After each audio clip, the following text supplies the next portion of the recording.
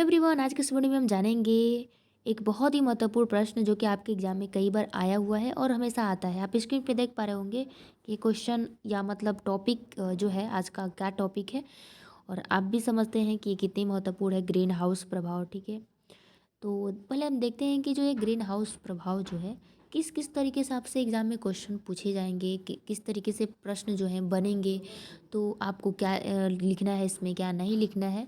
तो देखिए, इसमें आपसे तो मैं ये कहूँगी कि जो भी आपसे अगर हरित क्रांति से कोई भी क्वेश्चन अगर आपसे पूछता है तो आपको वही आंसर लिखना है जो मैं इसमें वीडियो में बता रही हूँ। ठीक है, तो पहले प्रश्न को सुनो कि प्रश्न, अब ये नहीं कि थोड़ा घुमा घुमा के पूछते तो आप कंफ्यूज हो जाओ, नहीं।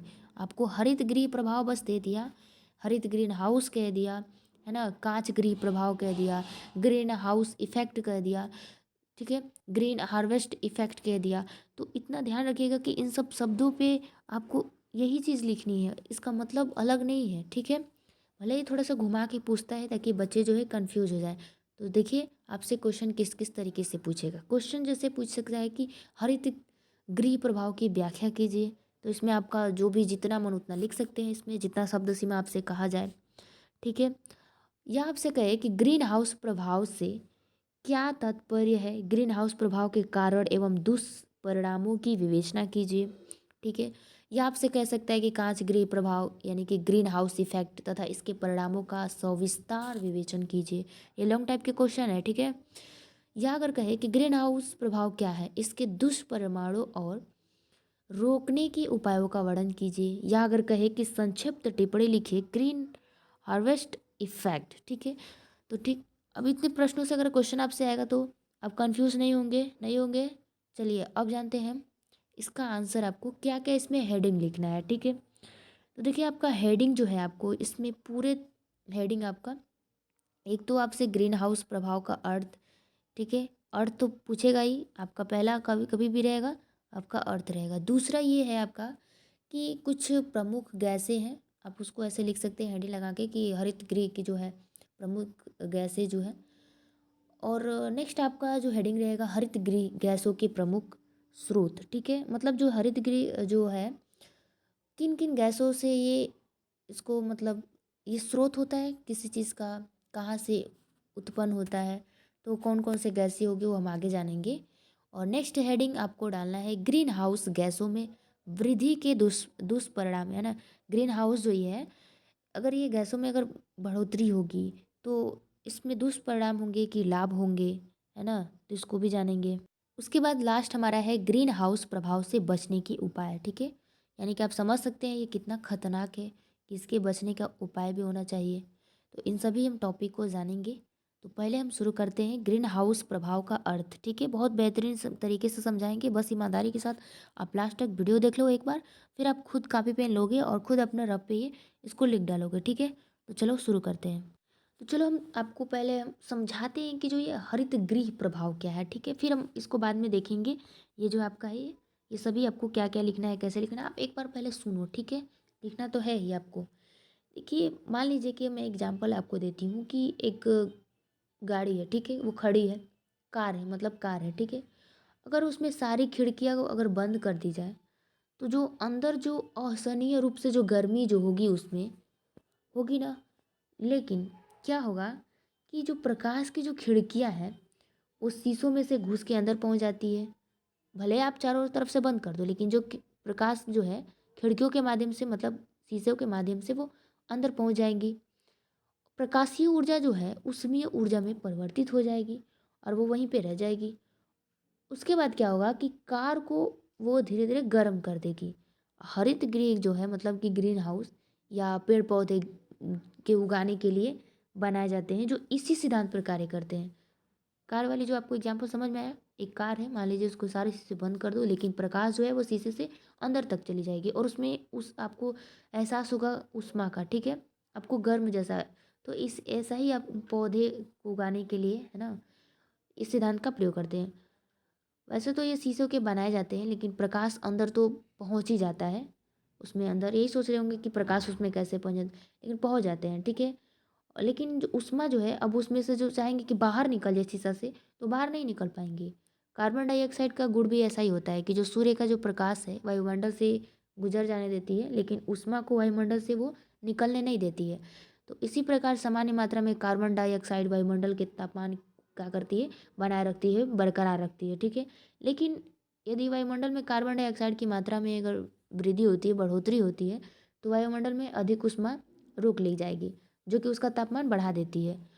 ऊष्मा का इस प्रकार वायुमंडल में जब रोक लिया जाता है, तो उसी को कहते हैं इग्रीभवन। मतलब ऊष्मा को आप, जैसे कार में हमने बताया कि ऊष्मा उसमें अंदर चला जा रहा है तो वो बाहर नहीं आ सकता, तो वैसे ही अगर इंसानों जो है हरित गृह प्रभाव क्या करते हैं, ऊष्मा को क्या कर लेते हैं, ऊष्मा को वायुमंडल में रोक लिया जाता है, ठीक है। उसी को ऊष्मा को वायुमंडल में रोक लिया जाना ही क्या होता है, हरित गृह प्रभाव यानी कि ग्रीन हाउस इफेक्ट कहलाता है, ठीक है। तो आप समझ में आए होंगे। अब चलिए आपको क्या लिखना है, अभी जो हमने बताया वो भी आप लिख सकते हो, समझ में आ गया होगा, ठीक है। एग्जाम्पल आप लिख सकते हो, आप भूलोगे नहीं, इसलिए हमने आइए जब भी भूलोगे हरित गृह प्रभाव क्या है, तो आप कार वाली एग्जाम्पल को याद रखना। चलिए अब देखते हैं इसमें क्या लिखा है। इसमें लिखा है कि ग्रीन हाउस का मतलब हरित गृह, इंग्लिश में तो दिया है ये, ग्रीन मतलब हरा, ठीक, हाउस मतलब घर, तो इसका मतलब होता है हरित गृह। यह संप्रतय संप्रतय शीतोष्ण, शीतोष्ण मतलब, शीतोष्ण का मतलब क्या, उष्ण का मतलब तो गर्म होता है, शीतोष्ण ठंडे देशों में है ना, कटिबंधीय क्षेत्रों में यानी कि ठंडो कटिबंधीय क्षेत्रों के उन मानव निर्मित पौधा घर से लिया गया जो कांच या पारदर्शी है ना, पारदर्शी मतलब प्रकाश जो है आर पार हो जाए, प्लास्टिक के होते हैं, ठीक है, जिसमें सूर्य की किरणें प्रवेश तो कर जाती हैं, लेकिन इस पौधा जो है घर को परिवर्तन रोधी दीवारों के कारण सूर्य की किरणें वापस नहीं लौट पाती है, ठीक है। कार वाली एग्जाम्पल याद आ रही है आपको। उसके बाद क्या होता है, जब ऐसा हो जाता है तो परिणाम स्वरूप पौधा घर यानी कि हरित घर का तापमान जो है बाह्य वातावरण के तापमान से अधिक हो जाता है। जब धीरे धीरे ऊष्मा जब इकट्ठा होगा तो क्या हो जाता है, ज़्यादा गर्म हो जाता है, तापमान अधिक हो जाता है, जो कि ठंडे प्रदेशों में स्थित हरित घरों में अधिक तापमान पर उगाए जाने वाली फसलों व सब्जियों का उत्पादन क्या किया जाता है, एकदम सफलतापूर्वक किया जाता है, ठीक है। वर्तमान में कुछ ऐसी ही स्थिति हमारी पृथ्वी को ही हो रही है। इसी कारण पृथ्वी लगातार गर्म होती जा रही है और पृथ्वी की इस निरंतर गर्म होने की प्रवृत्ति को ग्रीन हाउस प्रभाव कहते हैं, ठीक है। तो आपने ये जान लिया ग्रीन हाउस किसे कहते हैं, इसका अर्थ हमने जाना। अच्छा, ये जब ग्रीन हाउस जो है इफेक्ट है, ये इससे तो जो है पौधे का उत्पादन करना ये सभी के लिए यूज़ तो हो रहा था, लेकिन क्या किसी ने सोचा होगा ना कि ये जो ग्रीन हाउस प्रभाव है इससे हमारी पृथ्वी को कोई नुकसान है कि नहीं है। तो ऐसे ही ठीक एक महोदय हैं जिनका नाम एरियंस नामक वैज्ञानिक, जो कि ग्रीन हाउस गैसों के कारण जो 1903 में उन्होंने बताया कि जो गैसों के कारण धरती के बढ़ते तापमान का सिद्धांत पेश किया था।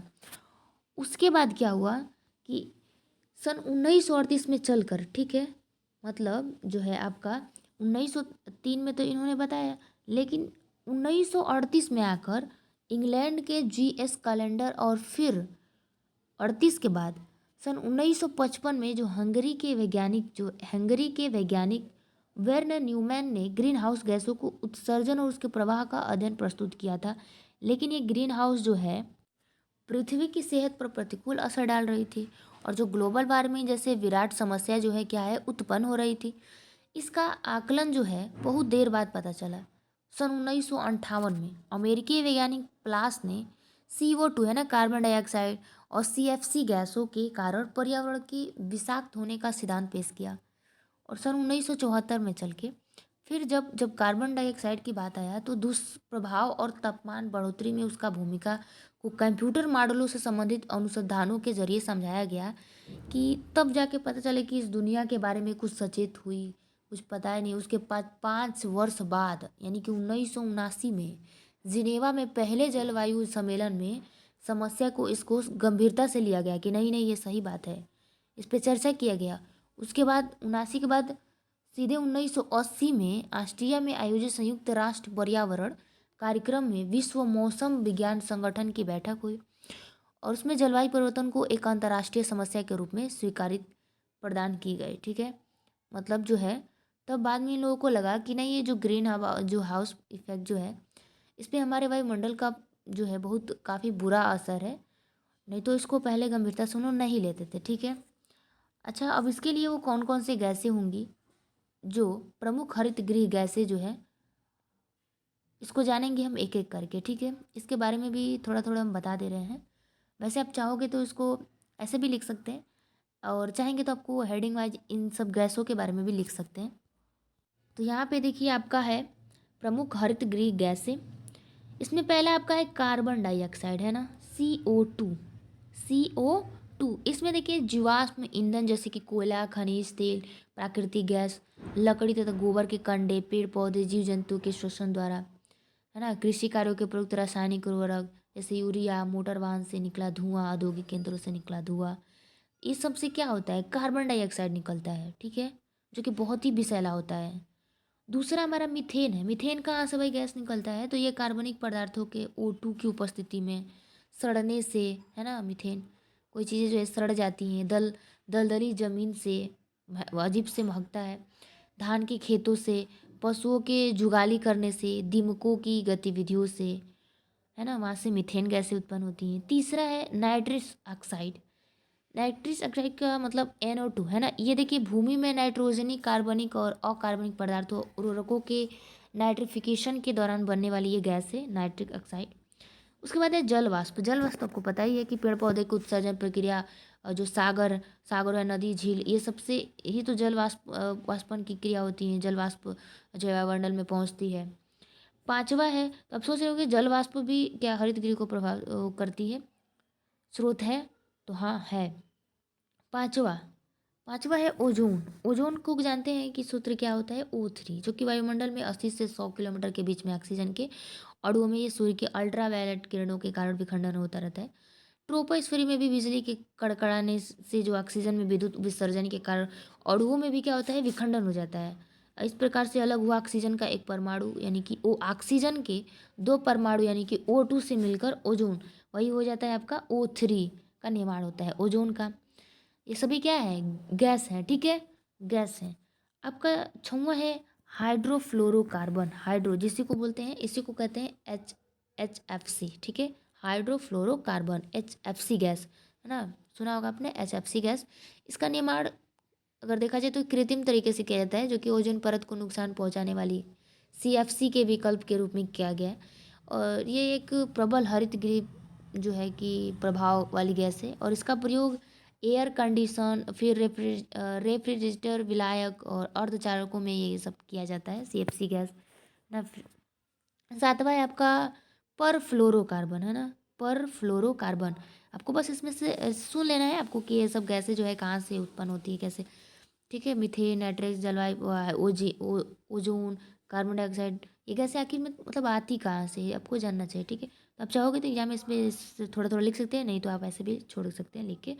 तो देखिए परफ्लोरोकार्बन का मतलब होता है PFC, इसका फुल फॉर्म हो गया। इसका मतलब ये भी जो है कृत्रिम उत्पादों के क्लोरोफ्लोरोकार्बन, CFC का फुल फॉर्म क्लोरोफ्लोरोकार्बन होता है, इसके रूप में किया जाएगा। और ये एक तीव्र हरित यानी कि तीव्र हरित गृह प्रभाव वाली जो गैस है, इसका उपयोग अर्धचालकों के शुद्धिकरण में किया जाता है। आठवां है सल्फर हेक्साफ्लोराइड, ठीक है। अभी आपको इसमें थोड़ा अजीब लग रहा होगा, लेकिन अभी आगे चल के बहुत ही अच्छा लगेगा अभी पढ़ के, ठीक है। सल्फर हेक्साफ्लोराइड जिसको कहेंगे, इसको कहेंगे सल्फर हेक्साफ्लोराइड को CF6, ठीक है। यहाँ पे गलत हो गया है, यहाँ पे होना चाहिए C, ठीक है, यहाँ पे होना चाहिए, चल नहीं रहा है, हाँ CF6। ये जो एक माध्यम है हरितगृह प्रधान वाली गैस है, और इसका प्रयोग जो है गैस सांद्रता मॉनिटर के रूप में और उच्च वोल्टेज क्षमता के विद्युत परिपथ ब्रेक या सर्किट ब्रेक का निर्माण में होता है सल्फर हेक्साफ्लोराइड का। लास्ट है ट्राईफ्लोरोमिथाइल। ये देखिए बहुत ही महत्वपूर्ण है, इसको कहेंगे SF5F3, ठीक है। इसकी उत्पत्ति की बात करें तो ये उच्च वोल्टता युक्त इलेक्ट्रॉनिक उपकरणों में से सल्फर हेक्साफ्लोराइड के भंजक उत्पादक के रूप में ये होती है। सल्फर हेक्साफ्लोराइड गैस का प्रयोग स्विच हो गया ना, जैसे स्विच हो गया, गियर हो गया, ट्रांसफार्मर में, ये सभी जो है इसका उपयोग किया जाता है। और ग्रीन हाउस प्रभाव की घटना तो लाखों वर्ष पुरानी है, लेकिन इसमें भयावह रूप से जो है औद्योगिकी क्रांति के समय सन 1750 ईस्वी के आसपास ये रेखांकित किया गया था। तो ये आपका हो गया प्रमुख हरित जो है प्रमुख हरित गृह गैसें हैं ये सभी। अब हम नेक्स्ट हेडिंग डालेंगे। नेक्स्ट हमारा हेडिंग है ग्रीन हाउस गैसों में वृद्धि के दुष्परिणाम, यानी कि जो गैसें हमने जो आपको बताया। अच्छा, ये गैसें जो है उत्पन्न तो हमने जान ली कि ये गैसें कहाँ कहाँ से उत्पन्न, पर ये क्या ये हमारे लिए कोई फ़ायदा करती है, कोई लाभ है हमको? इसका दुष्परिणाम कह रहा है ना, यानी कि बुरा प्रभाव पड़ रहा है इसका। तो हम जानेंगे इसमें क्या है। ग्रीन हाउस गैसें जो भी हैं, ग्रीन हाउस गैसें याद रखिए गैसें की बात हो रही है, जो हमने भी बताया मीथेन है ना, CO2, इस तरीके से जो है उसका दुष्परिणाम क्या है, उन गैसों का क्या दुष्परिणाम है। तो पहला है आपका कि इन गैसों के प्रभाव से पृथ्वी लगातार क्या होती जा रही है, गर्म होती जा रही है। दूसरा ये कि मौसम में अनिविष्टकारी परिवर्तनों के कारण कहीं बाढ़ हो जा रहा है, तो कहीं अत्यधिक वर्षा हो जा रही है, तो कहीं पे सूखा पड़ जा रही है। तीसरा है कि मौसम के कारण परजीवी आधारित जो बीमारियां हैं, जैसे कि मलेरिया, फाइलेरिया, डेंगू महामारी का रूप ले रही हैं। ठीक है। उसके बाद है कि इन गैसों की सांद्रता से जलवायु परिवर्तन बहुत ही शीघ्रता से हो रहा है। प्राकृतिक नियमों के अनुसार जो मौसम परिवर्तन लगभग लगभग 1.5 लाख वर्षों में होने चाहिए, वो सिर्फ 50 वर्षों में ही हो जा रहा है। मतलब 50 वर्षों में, सोचिए 1,05 लाख वर्षों में जो होनी चाहिए वो परिवर्तन सिर्फ 50 वर्षों में ही हो जा रहा है। तो खतरा कितना है आप समझ सकते हैं। पांचवा है कि ताप वृद्धि के कारण हिम नदों तथा ध्रुव प्रदेशों की बर्फ पिघल रही है, और इसके परिणाम स्वरूप सागर तल क्या होता जा रहा है, दिन पर दिन ऊपर उठता जा रहा है। तो इस तरह अगर सागर तल अगर ऊपर उठता जाएगा तब तो सबको ये क्या होगा, सबको डुबा देगा। तो ये जो है पांच हमने इसमें तो पांच ही लिखना है, उसमें ज़्यादा आपको लिखना नहीं है, बहुत सारे आप इसमें हैं। जैसे कि जिन स्थानों पर अभी तक कम वर्षा होती है, जैसे पंजाब हो गया, हरियाणा, राजस्थान है ना, ये सभी जो है बाढ़ की स्थिति देखने को मिल रही है। जबकि उन स्थानों पर जहाँ अधिक वर्षा होती थी, केरल, अब वर्षा की कमी आती जा रही है। तो तमाम इस तरीके का जो है बर्तन, जैसे कि पृथ्वी के विभिन्न हिस्सों में कहीं गर्माहट के कारण दाब अंतर की विभिन्न प्रलयकारी स्थिति पैदा होने लगती है, जिसके कारण उड़ीसा में भी चक्रवात था ना, आया था। जैसी प्राकृतिक आपदाओं का पुनरावृत्ति में तेजी से आती है। हरितगृह गैसों के प्रभाव से तापमान जो है अधिक वृद्धि होने के कारण ये हिमनद का जो है आपका, हिमनद का मतलब जो बर्फ हो गया आपका, ये अस्तित्व भी खतरे में पड़ रहा है। और हाल ही में ये सर्वेक्षण जो है गंगोत्री ग्लेशियर की जो लंबाई है वो 15 मील की कमी हो चुकी है। बात क्योंकि वो दिन पर दिन क्या होती जा रही है, वो घसकती जा रही है, और प्रतिवर्ष इसकी लंबाई 18 मीटर की दर से वो घट रही है। तो इस तरीके से है जो आपको लिखना है, मतलब कि ये हरित ग्रीन गैस जो है इसका प्रभाव है, ये कैसा प्रभाव है, दुष्परिणाम है ना, अच्छा नहीं है, बिल्कुल अच्छा नहीं है। अब हम जानेंगे ग्रीन हाउस प्रभाव से बचने के उपाय। हमने तो अर्थ भी जान लिया, इसके जहरीले जहरीले गैस भी जान लिए हमने, गैस कौन कौन से जहाँ से उत्पन्न होती हैं, और उन गैसों का भी क्या दुष्परिणाम है वो भी हमने जान लिया। और इसके बाद हम जानते हैं कि भाई अब इतना सब तो हो गया, लेकिन इसके बचने के उपाय भी तो कुछ होने चाहिए। तो हाँ, हर चीज़ का उपाय होता है, बशर्ते आपको करना रहता है, सबको मिल के करना रहता है, एक लोग से नहीं हो पाता है। ठीक है, तो इसमें सबका योगदान होना चाहिए। ऐसा नहीं कि केवल सरकार कदम उठाए इसमें, नहीं, आप खुद अपने घर से भी स्टार्ट कर सकते हो, कि ये प्रदूषण से भी रिलेटेड है। ठीक है, तो आपको हेडिंग लगाना है ग्रीन हाउस प्रभाव से बचने के उपाय। देखिए, ग्रीन हाउस प्रभाव को कम करने के लिए निम्नलिखित उपाय किए जाने चाहिए। पहला पहला आपका है जीवाश्म ईंधन की खपत कम की जाए, है ना, मतलब जो लकड़ी, ये सब ओवले जो हैं, इन सब का खपत जो है कम की जाए। क्योंकि जो है धुआं जो है, धुएं की वजह से वो आसमान में जाएगी, आकाश में जाएगी, तो जहरीली वो भी नुकसान पहुंचाती है। ठीक है। दूसरा है कि सौर ऊर्जा तथा गोबर गैस अभिक्रम आदि ऊर्जा उत्पादन के वैकल्पिक साधनों को जन सामान्य तक पहुंचाने की सार्थक प्रयास किए जाना चाहिए। इन्हें सस्ता और लोकप्रिय बनाया जाए ताकि सबको यूज़ करे इसे, गोबर गैस का, है ना। तो सौर ऊर्जा और गोबर गैस का। तीसरा ये कि सप्ताह में एक दिन स्वचालित वाहनों के प्रयोग को प्रतिद्वंद किया जाए, जिससे कुछ नियंत्रण हो सके। ठीक है, मतलब जो भी हमारे वाहन है उसको एक दिन के लिए मतलब कम कर दिया जाना चाहिए। रोकने मतलब वैसे तो काम में तो चलेगा नहीं। अब कोशिश करो कि आप पैदल चलो, मतलब साइकिल से चलो, है ना, साइकिल से चलो, कुछ आपके लिए भी सही रहेगा।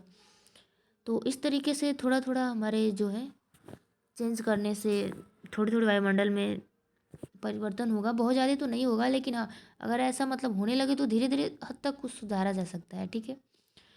चौथा है कि पशुपालन, पशुपालन को प्रोत्साहित किया जाए। कृषि में उत्पादन को बढ़ाने के लिए गोबर व कंपोस्ट खाद के प्रयोग को प्रोत्साहित किया जाए, ठीक है। लेकिन अब क्या हो रहा है कि पशु पालन जैसे गाय भैंस ये सब जो है उतना लोग पाल नहीं रहे हैं। इसका रीज़न ये है कि जो भी धान हो गया, गेहूँ हो गया, ये सभी मशीनों से काट दिया जा रहा है, जिसकी वजह से उन लोगों के लिए 1 साल के या 2 साल का जो भी है अ, होता है भूसा या अ, उसको काट के खिलाया जाता है, तो उन सब का जो मशीन जब काट देती है तो उसमें लोग उसमें पराली जला देते हैं तो ख़त्म हो जाता है। तो खाने के लिए उनके पास अच्छी चीज़ें नहीं मिलती हैं, हरी घासें नहीं मिल पाती हैं अच्छे से। तो इससे मतलब यही है कि कृषि का उत्पादन जो है, कृषि उत्पादन नहीं हो सकता, मतलब कृषि पशुओं के लिए भी जो है उसमें बोया जाए ताकि पशु भी उसका ज़्यादा संख्या में पशुपालन हो, ताकि जो भी गोबर होगा उसको कंपोस्ट खा उसको खेतों में डाला जाए, जिसकी वजह से उर्वरकता बढ़ेगी खेतों की, ठीक है। लेकिन जो रासायनिक खतरनाक जो रासायनिक पदार्थ जो है खेतों में वो करने से, छिड़कने से क्या हो रहा है कि काफ़ी पर्यावरण को तो नुकसान है ही, और मानव को भी नुकसान है, तरह तरह की बीमारियां हो रही हैं। और ऐसे ही रहा तो आने वाले समय में जो है बहुत लोग ऐसे बीमार पड़ जाएंगे, जो भी अभी थोड़ा ठीक ठाक है वो सभी ग्रसित हो जाएंगे उससे, और फिर सबको दवाई पे ही चलना पड़ेगा, ठीक है। तो फिर दवा भी खाएंगे तो ऐसा थोड़ी है कि दवा भी फ़ायदा करता है, नहीं, दवा भी फ़ायदा नहीं करता है। तो कहने का मतलब यही है कि ये सभी छोटे छोटे जो हैं अपने घर से ही इसको हम रोकने का, हरितगृह जो प्रभाव है इसको रोकने का प्रयास करना है हम सभी को। ये बहुत ज़रूरी है, क्योंकि जो ये धीरे धीरे ओजोन परत में भी छेद होने लगा है, तो बहुत हमारी पर्यावरण या कहे तो पृथ्वी जो है नष्ट के कगार पर एक समय ऐसा आएगा कि हो ही जाएगा नष्ट, अगर इस पे सही निर्णय ना लिया जाए तो ये आपका हो गया। तो आज हमने क्या जाना है, ग्रीन हाउस प्रभाव, है ना। ग्रीन हाउस प्रभाव, इससे आपको क्या क्या हेडिंग लगाना है, याद रखिए। पहला आपका है ग्रीन हाउस प्रभाव, मतलब कहलाता कैसे है, ग्रीन हाउस क्यों कहलाता है, कैसे कहलाता है, इसका तो हमने पहले शुरू शुरू में बता दिया, वो आपको लिख लेना है। उसके बाद अर्थ लिखेंगे कि इसका मतलब क्या होता है, ठीक है। अर्थ के बाद आपको क्या लिखना है, कुछ प्रमुख गैसें हैं वो उसको लिख लेना है, और वो गैसें जो हैं दुष्परिणाम गैसें हैं। तो आपको इस तरीके से हेडिंग याद हो जाएगा कि दुष्परिणाम, हरित ग्रीन हाउस के गैसें दुष्परिणाम, ठीक। इस तरीके जैसे भी मन वैसे डाल सकते हो। और लास्ट आपका है कि इन सबको होने के बाद जो है हमको बचने के भी उपाय होने चाहिए। तो उम्मीद करते हैं ये जितनी भी हेडिंग है आपको भूलेंगे नहीं, और एग्ज़ाम में बेहतर से बेहतर आप कॉपी लिख के आएंगे। तो वीडियो कैसे लगा हमें कमेंट करके ज़रूर बताइए। मिलता है नेक्स्ट वीडियो में, तब तक के लिए जय हिंद।